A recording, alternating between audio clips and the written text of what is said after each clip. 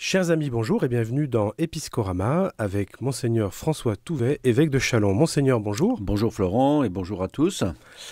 Alors Monseigneur, aujourd'hui nous allons parler de l'actualité politique française, un certain nombre de lois qui sont en préparation, en exergue. Moi j'ai envie de signaler un certain nombre de remarques qui ont été faites ces derniers temps, surtout au cours de commissions.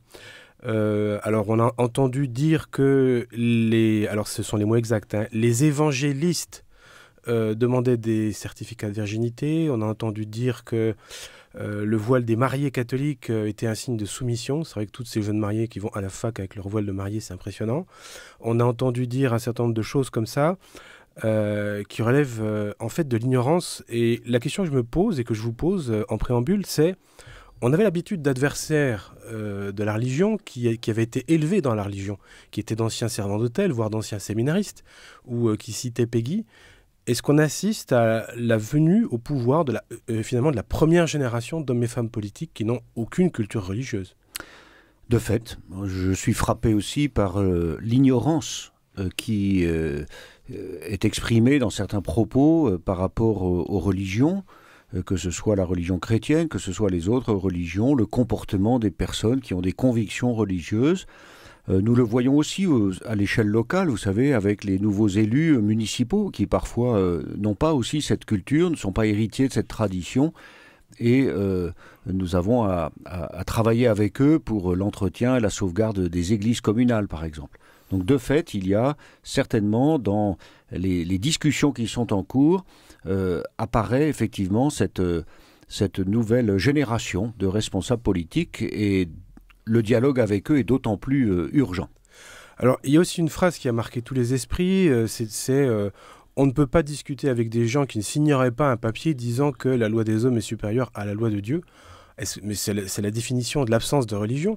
Comment est-ce qu'on peut penser que des personnes qui croient profondément pourraient signer ce papier, pourraient croire ça? Je crois que nous sommes dans un contexte de laïcité, de soumission, en fait, de plus en plus, plutôt que de la véritable neutralité qui est inscrite dans la loi de 1905, séparation des églises et de l'État.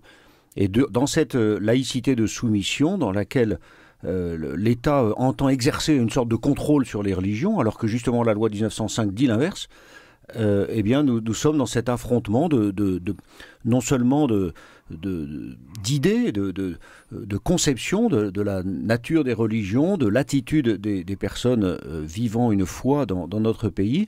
Et du coup, il est important que nous poursuivions vraiment ce travail, ce dialogue, et que l'Église, mais tous les responsables religieux, qui sont assez unanimes d'ailleurs là-dessus, puissent faire entendre leur voix.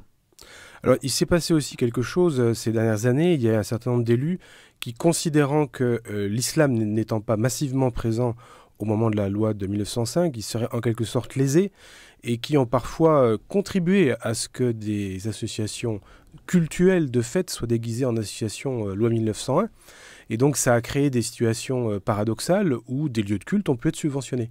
Et aujourd'hui, pour rattraper ça, en quelque sorte, il est prévu de faire signer avant tout accord aux subventions un papier par lequel les religions s'engageraient par avance à ne pas commettre de délit ou à respecter la loi, ce qui reviendrait à dire que c'est plus la punition de la faute, mais l'engagement à ne pas commettre de faute, ce qui renverse un peu la charge, et ce qui est assez inédit.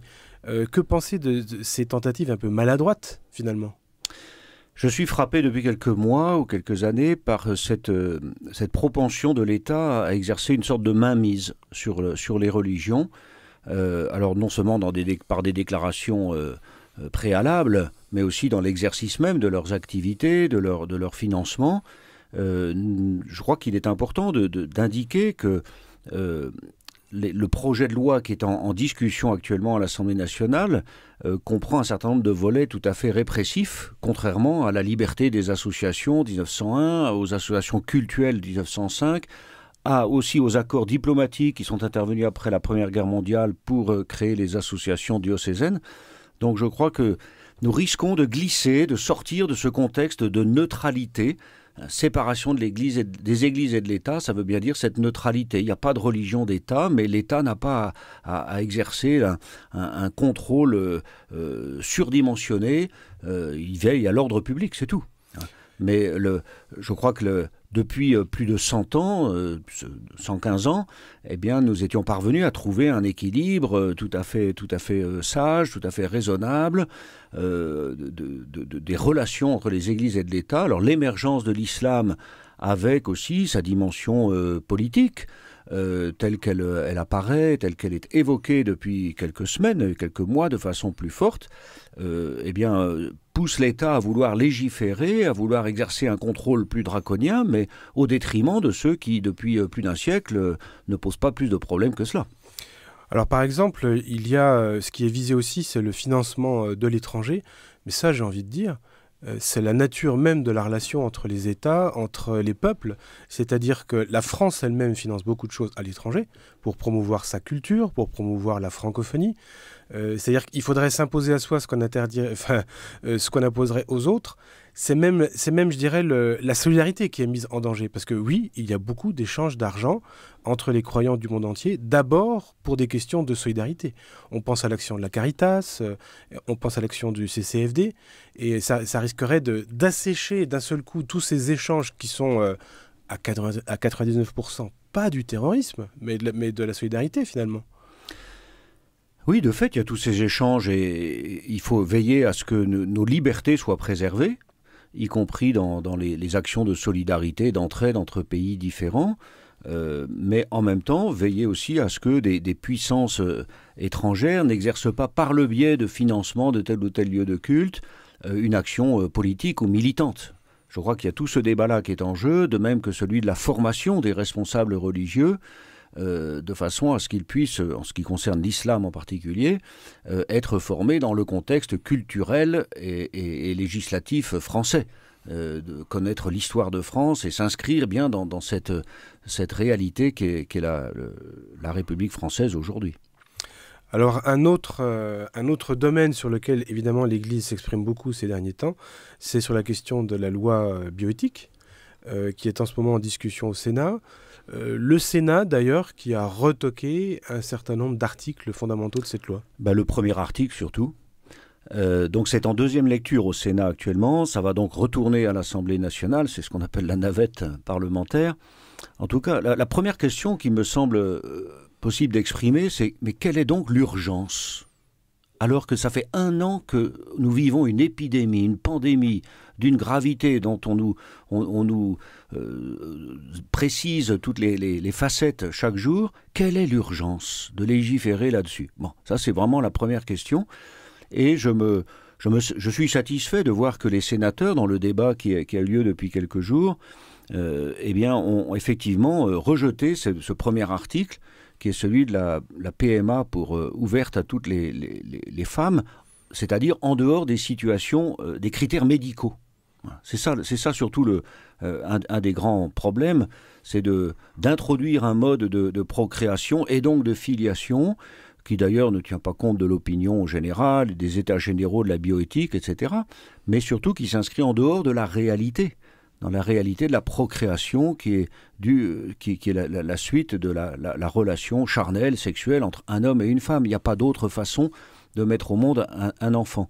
Donc je crois qu'il y a une sorte de cohérence et de bon sens qui semble émerger, en tout cas dans les votes du Sénat depuis 48 heures. Vous parlez des états généraux de la bioéthique. Comment expliquer que dans ce pays, qui d'ailleurs a été noté de manière assez négative dans une étude qui classe l'état de la démocratie dans le monde, on est passé à démocratie en danger dans le classement actuel de The Economist. Comment expliquer qu'il y a eu tous ces états généraux, il y a eu des dizaines de milliers d'avis exprimés, qui sont clairs, qui rejettent ce qui est en train d'être voté actuellement en France. Et est-ce que c'est parce que le résultat ne plaisait pas que tout ça est enterré comme si ça n'avait pas eu lieu, alors que ça a coûté une fortune, ça a duré du temps, les gens ont pu parler, et le résultat n'est pas celui qu'on espérait, et paf. Oui, vous savez, c'est peut-être une des faiblesses aussi du système démocratique, à vouloir tellement le partager et faire participer tout le monde. Il y a une véritable difficulté. Ça a été le cas, il y a eu des états généraux aussi de la nourriture et de l'alimentation, de l'agriculture, la bioéthique. Il y a eu aussi sur le respect de l'environnement, avec une délégation de 150 personnes représentant toute la société. Bon, en ce moment, il y a maintenant des assises pour la sécurité, avec la police et la gendarmerie. Il me semble, c'est difficile de gérer ensuite le rassemblement de tant de paroles diverses, et après la ligne est donnée par le pouvoir, par l'exécutif. Donc je pense que là je pointe en tout cas une faiblesse de notre système, et en tout cas il est important de faire jouer les institutions, les organismes institutionnels. Il y a le comité d'éthique, il y a le Conseil d'État, il y a le Conseil constitutionnel. Et je crois que c'est vraiment les points de référence qui doivent aider notre réflexion, en plus du débat parlementaire qui est légitime, avec des députés, des sénateurs élus démocratiquement, là, pour le coup. Mais il est important que chacun puisse faire entendre sa voix. Il y a des commissions spéciales qui invitent toutes sortes d'experts, et les responsables religieux ont été invités pour donner aussi leur façon de voir les choses, leur appréciation. Mais après, il y a tout ce travail très difficile. On voit, c'est pareil aussi dans toute vie de famille, ou même dans la vie de l'Église. Alors, une autre question qu'on peut se poser, devant la complexité et la gravité des enjeux, un certain nombre de chrétiens, de catholiques, croyants, pratiquants, se sentent un peu dépassés, ou ne voient pas forcément pourquoi l'Église s'intéresse à ça. Alors, est-ce qu'il y a des moyens de former sa conscience à ces questions pour être peut-être un peu plus affûté, avoir plus d'arguments, et puis être amené à peser peut-être un peu plus dans les débats? Il faut déjà essayer de comprendre de quoi il s'agit. Ce sont des questions très difficiles, ces questions de bioéthique, quand on parle d'embryons chimères, quand on parle d'embryons transgéniques. Il faut essayer de comprendre vraiment de quoi il s'agit. Il faut essayer de se mettre aussi en perspective, c'est-à-dire que nous savons très bien que l'adoption de la PMA pour toutes les femmes seules ou en couple de femmes ouvrirait nécessairement la porte à la GPA, la gestation pour autrui, que les hommes en couple d'hommes réclameraient au nom de l'égalité. Et là, c'est l'esclavage des femmes. Donc, il faut vraiment essayer de comprendre de quoi il s'agit, se mettre en perspective, écouter les arguments, essayer d'analyser, et puis avec des petits cercles d'études, essayer de bien comprendre. Et puis ensuite, il y a des personnes qui doivent davantage se former justement pour prendre la parole au nom des autres. Mais l'enjeu, il n'est pas religieux. Il n'est pas religieux en soi. L'Église catholique prend part à ce débat parce qu'il s'agit de la personne humaine, il s'agit de la vie humaine, il s'agit de la vie familiale, il s'agit de la filiation, et donc il s'agit aussi de notre vie en société. Quel paradigme voulons-nous pour aujourd'hui et pour demain? Donc l'Église s'intéresse à tout ce qui intéresse l'homme et la femme aujourd'hui dans le monde. Et alors, on voit qu'il y a quand même très peu de voix finalement qui s'élèvent contre, vous parliez des embryons chimères et autres horreurs. Comment expliquer cette sorte de silence quand même dans la société? Une sorte de léthargie qui peut paraître inquiétante, et dans laquelle justement toute voix qui s'exprime est tout de suite considérée comme étant extrémiste ou ne respectant pas les autres. Au contraire, le débat doit vraiment permettre à chacun d'exprimer une opinion. Mais on peut s'étonner. Il y a une forme de lassitude aussi, une forme de lassitude à force d'avoir l'impression de ne pas être écouté.